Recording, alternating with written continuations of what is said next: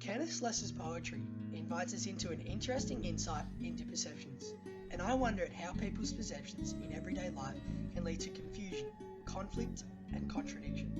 In William Street, Slessor uses rhyme in the opening sentences, bluntly finishing each stanza with a non-rhyming sentence, contrasting what you find and what I find.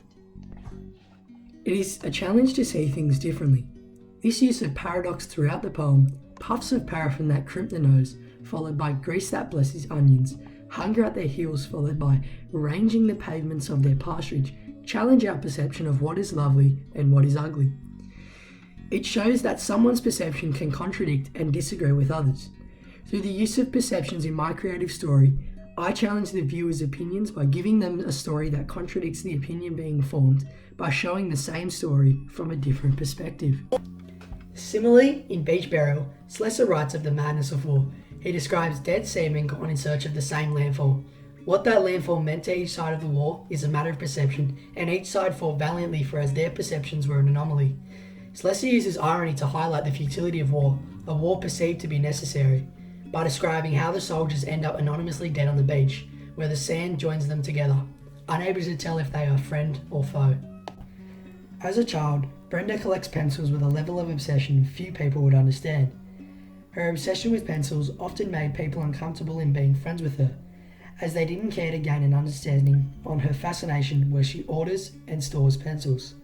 Trudy writes, at lunchtime she would go back to the classroom, sneak open the tin and check they were still in order, which shows how far it goes to the point where she always checked to make sure nothing disrupted her collection. There are references to pencils that have fame before moving on to describe how her relationships have failed because no one understood how she felt about her pencils until she met someone who collected sharpeners. Due to a similar obsession, they understood each other, which ultimately was what was missing from previous relationships. Others could not perceive her fascination the way she does, so they disagree with it.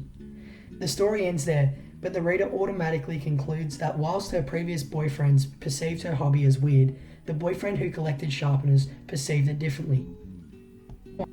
Through Kenneth Slessor's poems and the story Pencil by Trudy White, our perceptions are challenged and often change, contradicted even by how things are presented.